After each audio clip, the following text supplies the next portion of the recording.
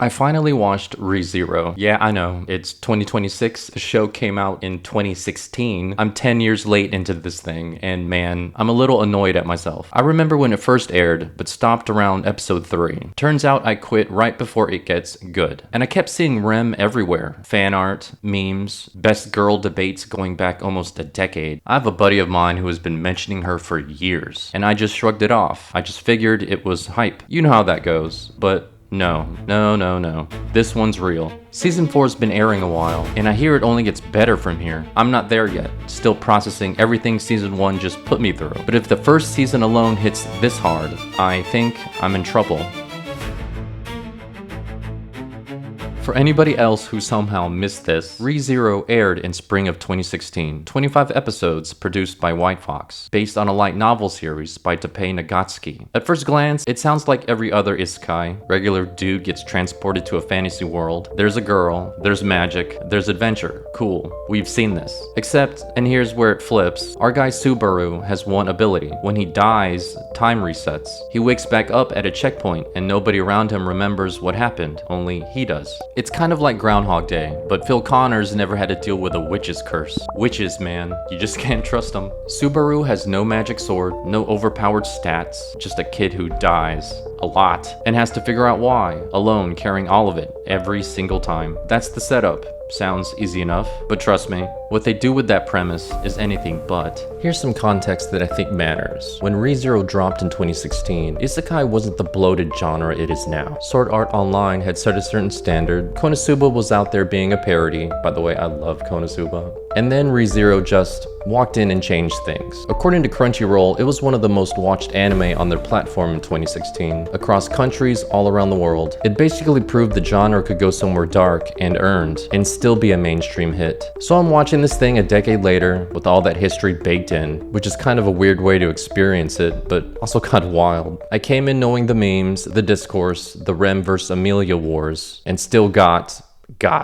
Alright, let's get this out the way. The main character, Subaru. He is genuinely one of the most interesting and at times genuinely frustrating protagonists I've seen in a while. He comes across as charming, kind of goofy, enthusiastic, trying his best in a world he doesn't understand. Easy to get behind from the jump.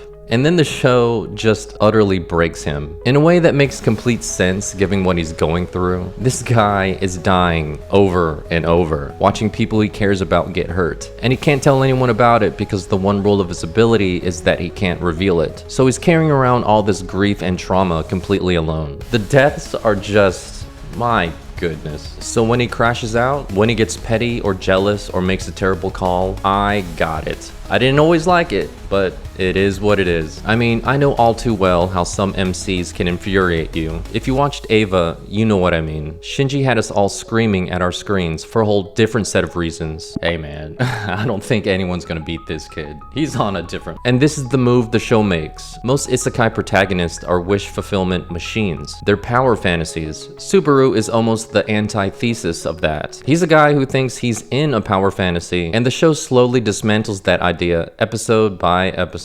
Subaru's weakness is literally the engine of the whole story. Okay, I have to talk about Rem's confession. Subaru is at rock bottom. He's in a spiral of self-loathing, saying over and over that he hates himself. And Rem, who at this point has gone from suspicious of him to completely devoted to him, just stops him. She gives him this confession that isn't just, I like you. It's a full account of everything she sees in him, every moment she's watched him refuse to give up. She's essentially handing him back his own self-worth. Then Subaru says, I love Amelia. And the whole internet probably lost its mind in 2016, and honestly, I completely understand why. It's one of those scenes that just does something to you. What's the old saying? The heart wants what it wants. But what Rem offered in that moment was something truly special, and for Subaru to just give her the Heisman like that, yikes. Love triangles, man. The never-ending trope that even I can't help but get sucked into. So much so that I even made a few videos about it. Love triangles fuel some of the best discussions in any fandom. Nothing gets people in the comments faster than picking a side. Let's name a few.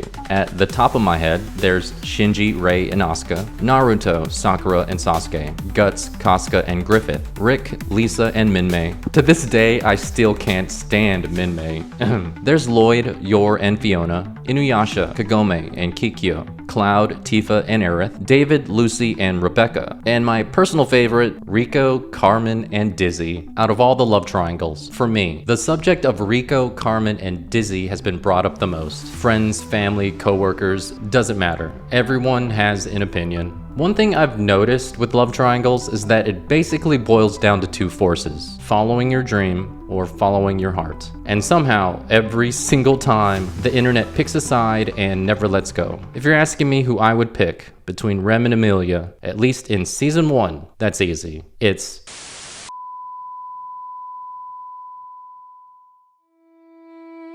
So, was I wrong to sleep on ReZero for 10 years? Yeah, that's my bad. ReZero Season 1 takes what looks like a simple concept and slowly unravels something way deeper than you'd expect. It asks a lot of its protagonist and a lot of its audience, and it delivers. I understand now why this series has had staying power for a decade, and with Season 4 episodes scoring some of the highest ratings the franchise has ever seen, it's clear this story still has a lot left to say. Love it or hate it, love triangles are the one trope nobody can ever fully walk away from. Two sides, both making a compelling case, and no clean answer. Team Rem will tell you, Rem loved Subaru at his worst. No conditions, no hesitation, full send. She's devoted, she's fierce. And when Subaru was falling apart, she was the one who put him back together. Team Amelia will fire back that Amelia is the one he chose. That every reset, every death was all for her. She's kind, she's selfless, and she's carrying the weight of an entire kingdom on her shoulders while still trying to figure out who she is. One gave him his self-worth, the other gave him a reason to keep fighting. Both of them are remarkable in their own way. I'm just about to start the OAVs leading into Season 2, and I'm hooked. I thought I'd take a small break after Season 1, and here I am, queuing up the next thing the same night. At this rate, I'll be caught up to Season 4 before I know it, and who knows, maybe I'll make another video about it. If you're someone like me, who somehow hasn't watched ReZero yet, don't be me. Don't wait another 10 years. Thanks for watching, and as always, remember to save your progress, because unlike Subaru, you don't get a do-over. If you made it to the end of the video, please consider liking and subscribing. It really helps the channel. Thanks.